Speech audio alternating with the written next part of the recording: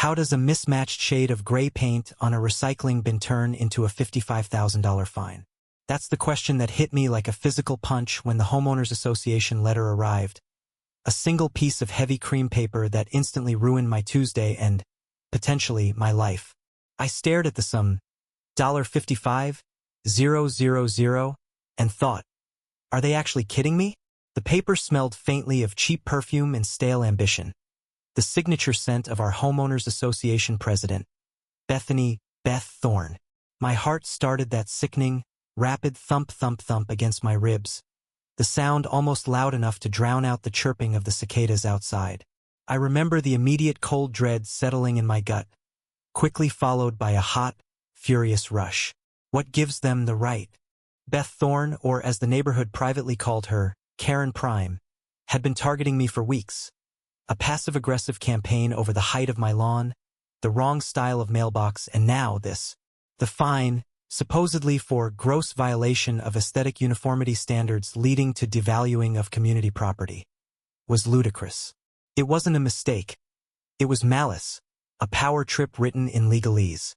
I grabbed my blazer, the rich, musky scent of old leather from the sleeve grounding me momentarily, and marched straight to the community office. The air inside the office was thick and cold, smelling sharply of toner and cheap floral air freshener. A sterile environment for petty tyranny. I need to speak to Bethany Thorne immediately, I stated, my voice dangerously level, the sound echoing a bit too harshly in the quiet room. Beth swept in a moment later, looking predictably smug in a tailored white suit that somehow managed to look both expensive and intimidatingly sterile.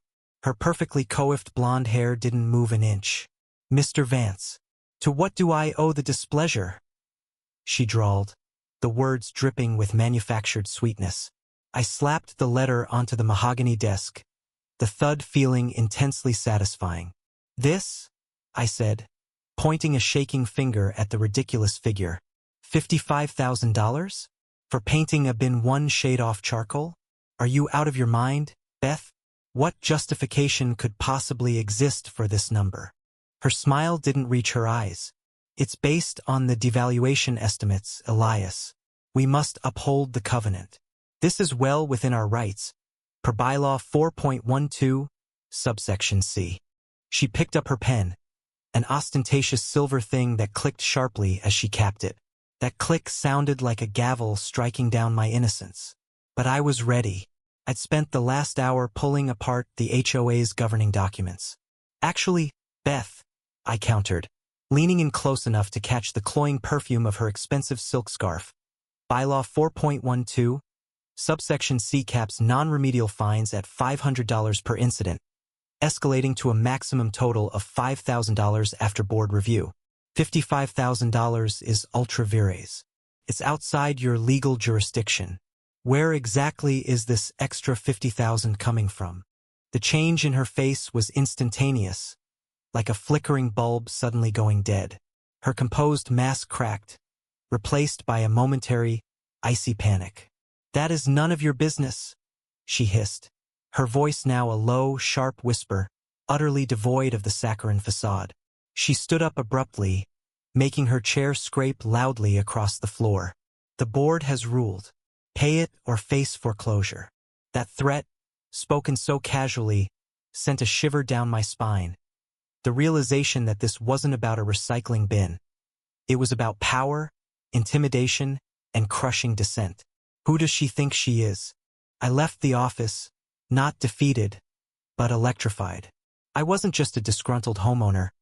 I was Elias Vance, a forensic accountant who specialized in corporate fraud, and I knew an illegal slush fund when I saw one. The fine was simply too perfect, too aggressive. It felt designed not to be paid, but to secure some kind of immediate, large financial liquidity. I drove home, the late afternoon sun casting long, ominous shadows across the manicured lawns. I could almost smell the desperation hidden behind the perfect facades of the houses. For the next 3 days, I lived on adrenaline and lukewarm coffee, diving deep into the HOA's public financial disclosures. The numbers didn't just look wrong. They screamed fraud. Massive, untraceable payouts labeled Community Improvement Fund, coincided exactly with the time Beth Thorne's boutique travel agency mysteriously cleared its mounting private debt. The trail was messy, convoluted, and completely outside the petty scope of standard homeowners association mismanagement. This was federal territory. I leaned back in my chair, the plastic creaking under my weight, the satisfying warmth of the discovery spreading through my chest. This is it, isn't it? I didn't call the homeowners association lawyer. I didn't file an appeal. I skipped straight to the big leagues. I sent an anonymous, meticulously packaged financial summary, complete with cross-referenced bank statements and bylaw analysis, to a contact I had at the regional FBI field office. The package was simple, wrapped in plain brown paper, yet I knew the gravity of the information contained within was monumental. All I could do then was wait, the silence in my house feeling heavier than any shouted confrontation. 2 weeks later, the neighborhood was eerily quiet, save for the distinct low whir of an unfamiliar black sedan idling down the street. It was Monday, the day of the monthly Homeowners Association meeting, scheduled for 7 p.m. I purposely arrived late. When I walked into the community hall, the scene was already set. Beth Thorne was at the head table, eyes blazing with confidence as she prepared to discuss her aggressive fine schedule. The air was tense, crackling with suppressed anger from the other homeowners, who were tired of her endless demands. As I took my seat, a man in a crisp dark suit rose from the back row. "Excuse me, Madam President," he said, his voice calm, yet carrying a weight that silenced the room instantly. "My name is Agent Harris, Federal Bureau of Investigation." A collective, audible gasp swept through the room, followed by the sickening clink of Beth Thorne dropping her silver pen. She went paper white, the color draining from her face down to her perfectly manicured fingernails. "What? No." She seemed to mouth silently. Agent Harris ignored the commotion. "Miss Thorne, we have reason to believe you have been illegally diverting funds from the Homeowners Association's account for personal gain, constituting federal wire fraud and embezzlement. This activity includes the issuance of grossly disproportionate fines to cover discrepancies." He gestured toward 2 other agents who had just entered. Specifically, the $55,000 fine issued to Mr. Elias Vance here, he nodded toward me, was a direct and provable attempt to inject emergency capital into a failing private enterprise. "We need you to come with us." Beth let out a choked sound, a mixture of a sob and a desperate shriek. "This is insane. I know my rights. This is just a misunderstanding. I'm the president," she stammered, scrambling for dignity. "Do you have any idea who I am?" Harris simply pulled out a laminated card. "We do, ma'am. That's why we're here." The heavy, unmistakable snick of handcuffs being applied cut through the sudden, deafening silence.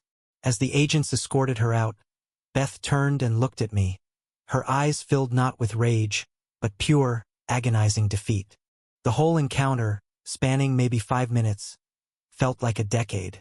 The neighbors, initially shocked, broke out in murmurs and finally, a shared, collective sigh of relief, the emotional release of years of petty oppression. The $55,000 fine was immediately voided, of course. But the real justice wasn't the money. It was the realization that you cannot wield illegitimate power without consequence. When someone slaps you with a punishment that is so clearly outside their legal reach, you shouldn't shrink. You should look higher. Justice isn't just about winning an appeal. Sometimes, it's about exposing the deep rot beneath the manicured surface. Isn't that truly the most satisfying karma of all?